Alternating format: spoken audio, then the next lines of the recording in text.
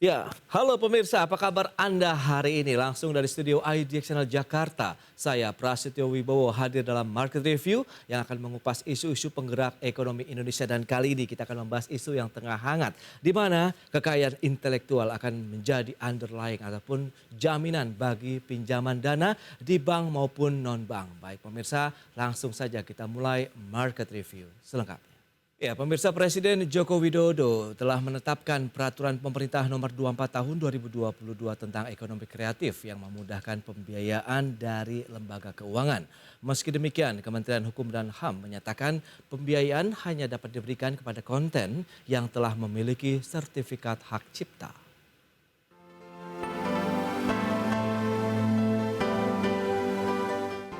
Presiden Joko Widodo baru saja menetapkan peraturan pemerintah nomor 24 tahun 2022 tentang ekonomi kreatif. PP ini seakan menjadi angin segar bagi pelaku ekonomi kreatif di tanah air sebab memberikan kemudahan untuk mendapatkan pembiayaan atau kredit dari lembaga keuangan bank maupun non-bank. PP ini mengatur skema dan verifikasi pembiayaan berbasis kekayaan intelektual terhadap pelaku ekonomi kreatif dengan sejumlah persyaratan. Di antaranya proposal pembiayaan, memiliki usaha ekonomi kreatif, memiliki perikatan terkait kekayaan intelektual produk ekonomi kreatif, dan memiliki surat pencatatan atau sertifikat kekayaan intelektual. Namun demikian, pelaksana tugas Direktur Jenderal Kekayaan Intelektual Kementerian Hukum dan HAM Razilu mengatakan, tidak semua konten kreatif bisa mendapatkan pembiayaan tersebut. Sebab pembiayaan dari lembaga keuangan bank maupun non-bank hanya diberikan kepada konten yang telah memiliki sertifikat hak cipta atau sertifikat kekayaan intelektual yang telah didaftarkan. Hal ini menjadi salah satu syarat yang harus dipenuhi selain sejumlah syarat lainnya. Dengan lahirnya PP 24 ini yang telah menjelaskan seluruh rejim KI menjadi jaminan fidusia, ini adalah satu terobosan daripada pemerintah yang ingin memberdayakan ya pelaku-pelaku ekonomi kreatif. Karena kita pasti tahu bahwa pelaku ekonomi kreatif apalagi baru startup yang pasti mereka hadapi adalah pembiayaan. Ya, maka pemerintah ingin memberikan ingin memberikan sebuah stimulus ya kepada para pelaku ekonomi kreatif. Silakan kalian berlomba-lomba untuk mengajukan permohonan ke intelektual. Itu intinya, karena mereka akan dapat pembiayaan ini kalau punya sertifikat. Kemenkumham saat ini telah menyiapkan aplikasi untuk mendaftarkan kekayaan intelektual tersebut bagi para pelaku ekonomi kreatif. Dan sejauh ini sudah ada peningkatan jumlah pendaftar setelah PP tersebut ditetapkan. Dari Jakarta, Muhammad Ardi, Abdul Rashid, IDX Channel.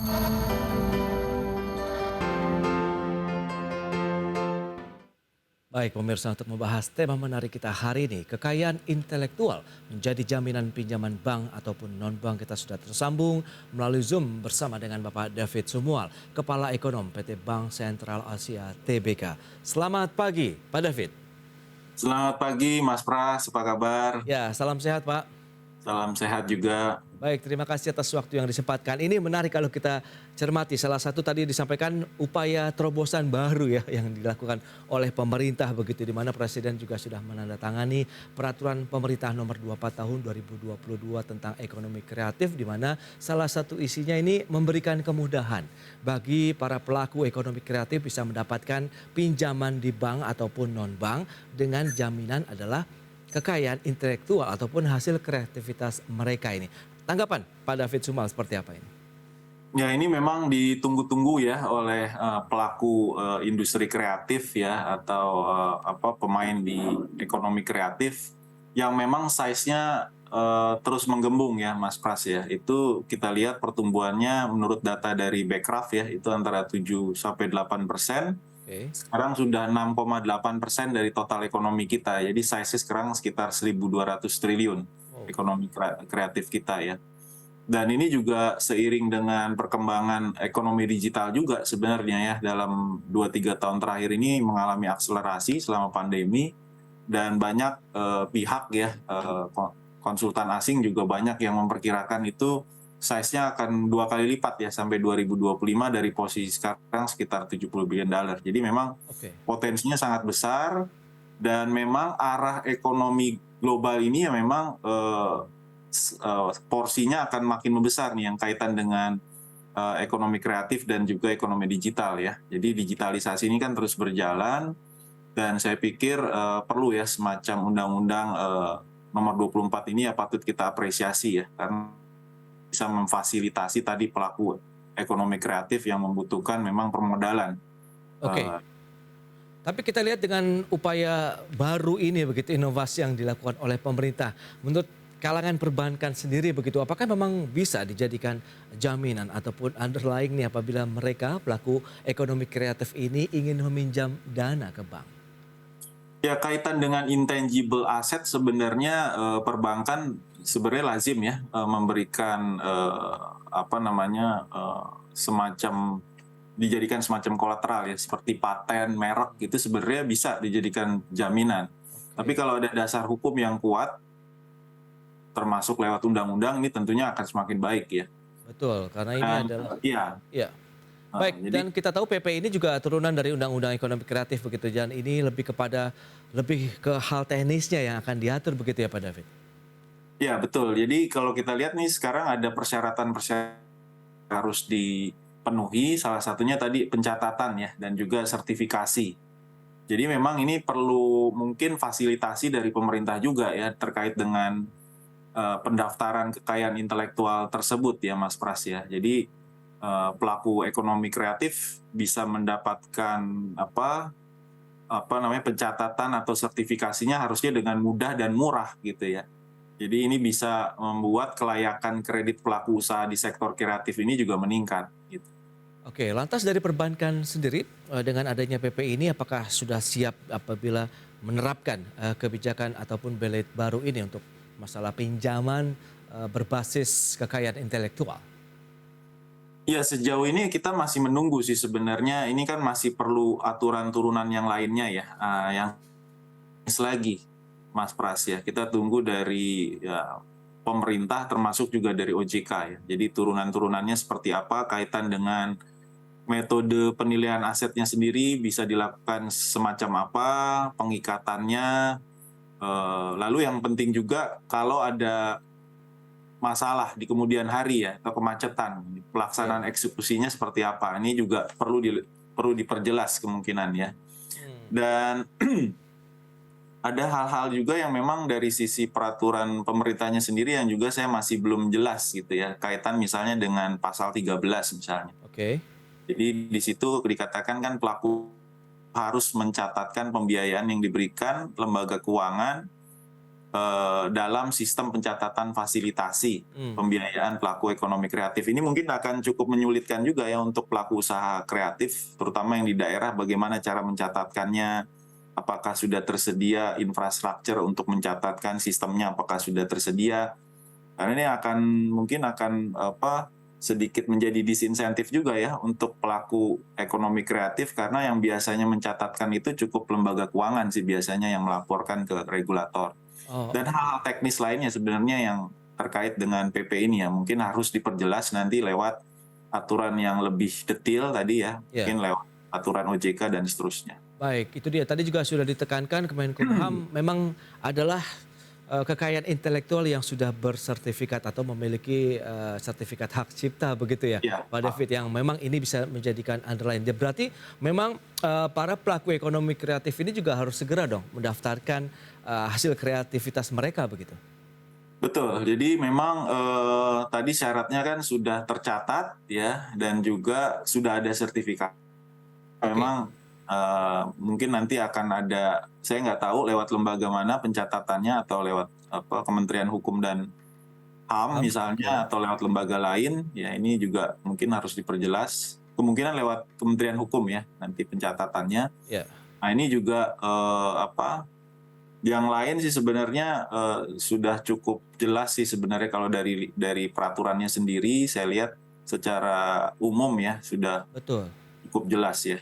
Tinggal mungkin tadi ya teknis kaitan dengan mekanisme pengikatannya sendiri bagaimana dengan jaminan haki ini ya Karena ini belum secara eksplisit juga diatur ya, dan juga mungkin yang kaitan dengan penilaian ini juga penting buat perbankan ya. Jadi Oke.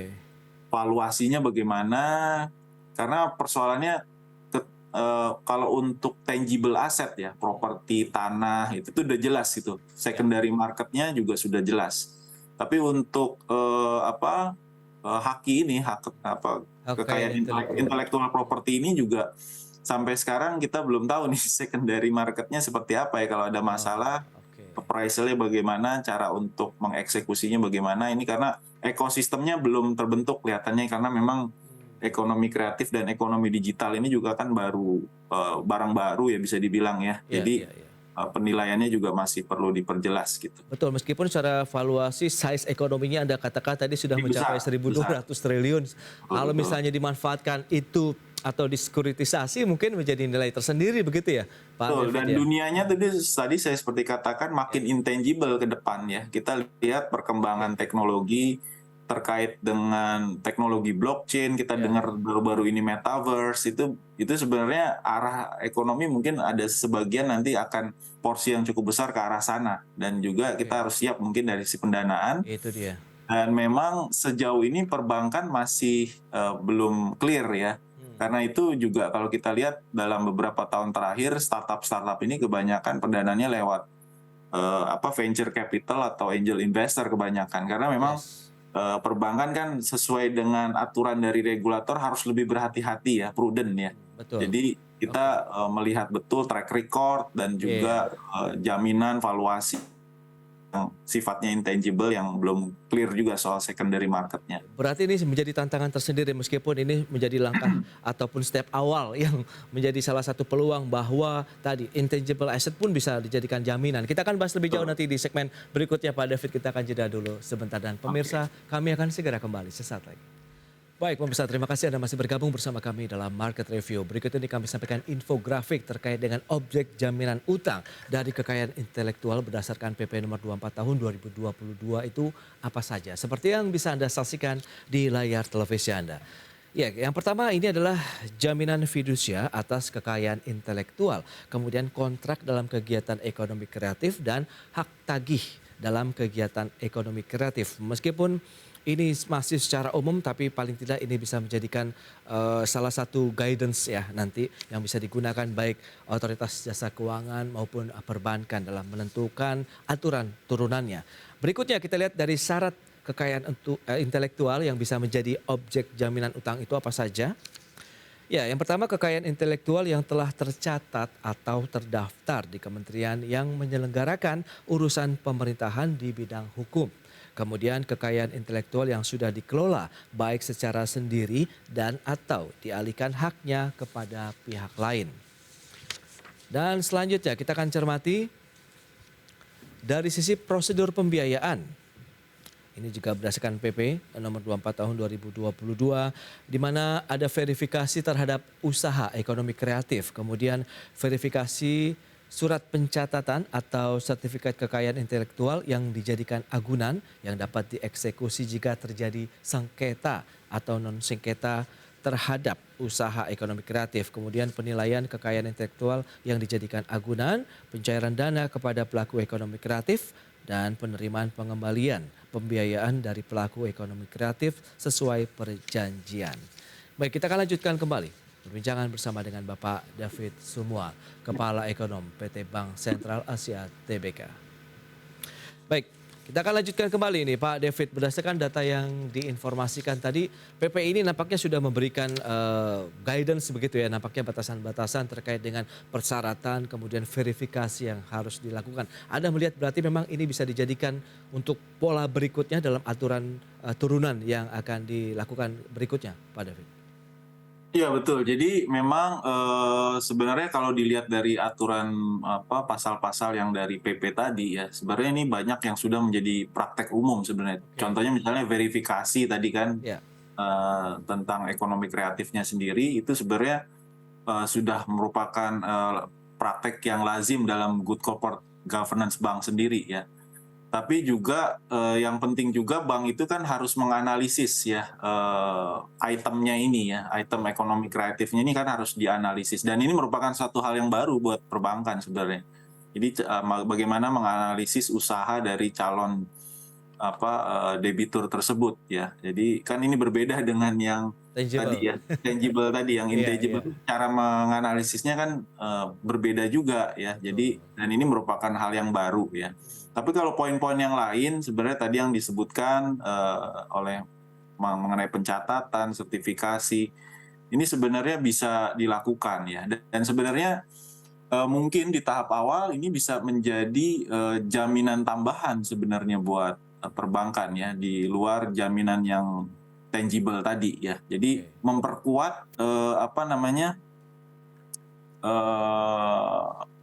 basis nasabah dalam mengajukan aplikasi kreditnya gitu ya. Karena ini kan belum jelas tadi ya, karena item-itemnya nanti mungkin akan diperjelas oleh aturan-aturan turunan, tapi Betul. PP-nya kan sudah ada. Jadi sebenarnya bisa dijadikan untuk sementara waktu untuk jaminan tambahan gitu ya. Jadi ini akan lebih meyakinkan perbankan dalam memberikan pendanaan ke pelaku usaha kreatif ini gitu ya, atau tadi ekonomi digital tadi ya. Baik, Karena Pak memang David. ya silakan Ya, Mas Pras. apakah ini menjadi tantangan tersendiri tidak sih bagi perbankan begitu? Mengingat ekonomi kreatif ini kan sesuatu yang kalau misalnya kita bicara tangible itu pasti, misalnya rumah, lahan atau apapun begitu. Tapi kalau bicara mengenai intangible asset begitu, apakah ini menjadi satu apa ya Ya, karena tantangan yang unik begitu? jenis ekonomi Ya, kreatifnya juga ini sangat beragam Mas iya, Mas Mas ya. Jadi mulai tadi cerita misalnya misalnya tadi kita bicara NFT misalnya ya, yang di teknologi blockchain ya. iya, Ini kan sebenarnya juga intangible asset kan. Kalau kita bicara misalnya YouTuber misalnya, ini beda lagi nih cara memvaluasinya beda lagi. oke, Kalau YouTuber mungkin salah satu yang kepikiran tadi dari AdSense-nya ya. Jadi kalau misalnya ada masalah ke depan, ini AdSense-nya kan viewernya kalau misalnya dia sudah cukup besar akan jalan terus ya. Dan ini menjadi jaminan dari sisi cash flow-nya. Karena penting sekali buat perbankan itu untuk melihat cash flow daripada usaha termasuk di ekonomi kreatif ini. Jadi bukan hanya di sektor usaha yang konvensional. Kalau untuk ekonomi kreatif ini juga kan perbankan ingin mengetahui ya, apakah cash flow-nya, pendapatannya juga baik ya, sehingga ini menjamin bahwa nanti pengembalian dananya itu juga benar-benar bisa terjadi gitu ya. Nah ini memang perlu teknik-teknik yang berbeda mungkin ya, dan juga pengetahuan juga yang berbeda nih, karena kan bagaimana memantau AdSense-nya, memantau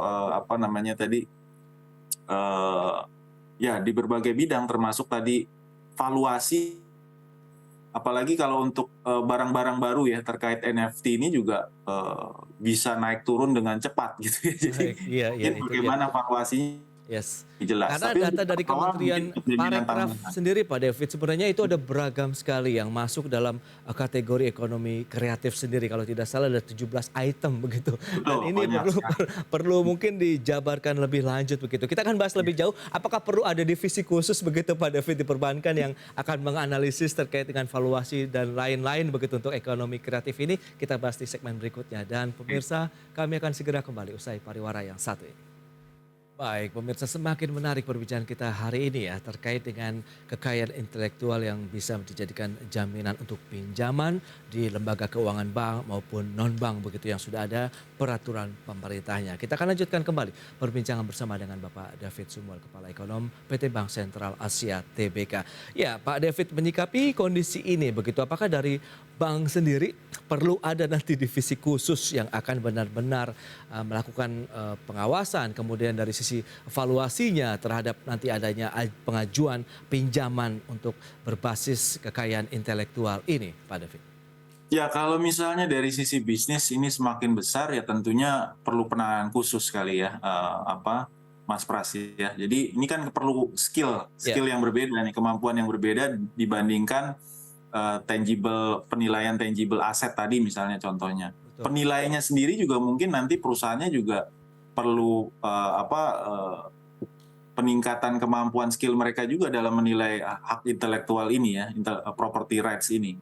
Karena berbeda sekali nih antara menilai intangible dan intangible asset ya. Jadi mungkin bisa saja mereka diversifikasi usaha atau mungkin perlu perusahaan baru ya untuk menilai, dan asosiasi yang sekarang kan punya pakem-pakem khusus untuk menilai satu aset. Nah ini yang tentunya sangat berbeda dengan intellectual property itu sendiri. Nah di perbankan sendiri ini juga mungkin perlu peningkatan skill ya.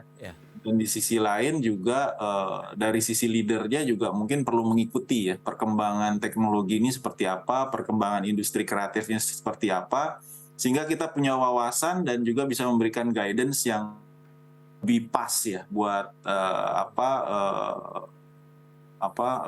divisi-divisi yang menangani industri kreatif ini, Mas Pras. Baik, Pak David, mungkin kan nanti ada aturan yang lebih memudahkan misalnya untuk ekonomi kreatif di sektor fashion. Nanti rentang pinjamannya adalah dari sekian ke sekian. Kemudian yang berbasis konten-konten kreatif YouTube misalnya tadi mungkin juga ada rentang-rentang batasan pinjamannya begitu Pak David?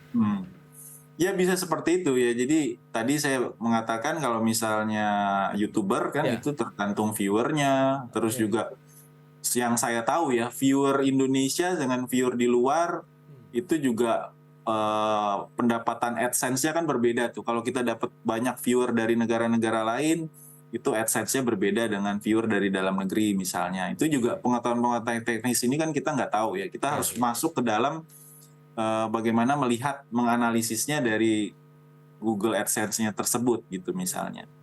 Dan juga tadi untuk fashion ini kemarin juga ramai tentang konten-konten yang kreatif ya, yang dimunculkan oleh anak-anak muda. Kemarin ramai soal Citayam Fashion Week dan lain-lain. Bagaimana menilainya ya, dan banyak juga yang menangkap peluang itu kalau saya perhatikan ya. Dan ini memang perlu diperhatikan betul oleh pemerintah. Oke, nah dari sisi perbankannya sendiri, Anda menilai tidak Pak David bahwa ini menjadi salah satu terobosan juga yang akan meningkatkan lagi nih kalau kita bicara mengenai rasio penyaluran kredit perbankan? Ya, saya pikir ini bisa jadi satu peluang, walaupun memang tadi catatannya kan yang saya katakan memang perlu kejelasan dulu ya dari sisi aturan kaitan dengan aturan pengikatan asetnya, teknis pelaksanaan eksekusinya, metode penilaiannya, metode penilaian aset tersebut gitu ya. Nah ini yang memang masih kita tunggu. Tapi memang seperti saya katakan tadi, 10 tahun dari sekarang ini saya perkirakan mungkin ekonomi kreatif termasuk ekonomi digital ini akan jadi besar. Ya, jadi perlu keahlian khusus dari terutama perbankan ini untuk mengikuti perkembangan dari ekonomi kreatif ini, Mas Pras. Oke. Nah kalau kita bicara mengenai non-performing loan, nah ini kan nanti menjadi salah satu yang menjadi strict mungkin ya perhatian utama dari perbankan. Bagaimana Anda lihat untuk NPL kali ini? NPL memang sekarang kan memang secara umum meningkat ya selama pandemi. Kalau kita lihat dari LAR-nya itu kan tahun lalu itu sempat di atas 20% ya. Perbankan nasional itu puncaknya di 25%. Sekarang kan kecenderungan turun.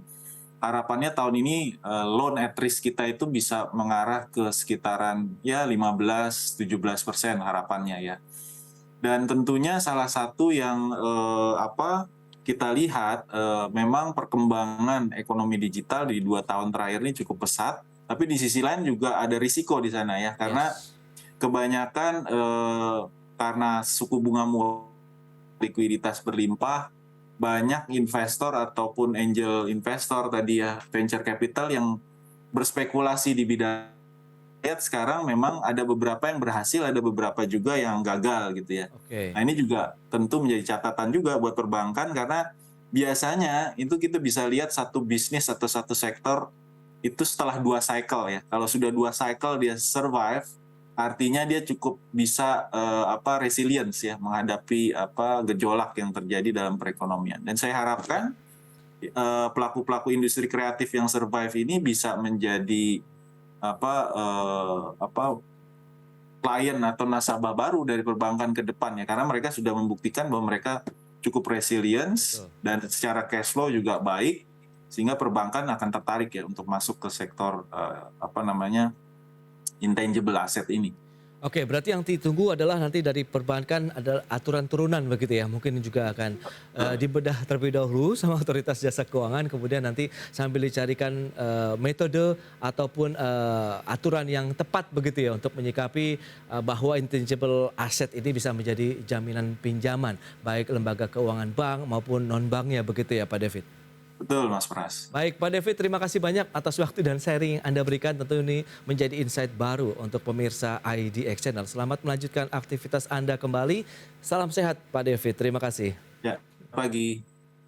Ya, pemirsa jangan beranjak dari tempat Anda karena sesaat lagi kami akan kembali dengan tema menarik lainnya terkait dengan perkembangan dari industri pertambangan khususnya nikel. Sesaat lagi.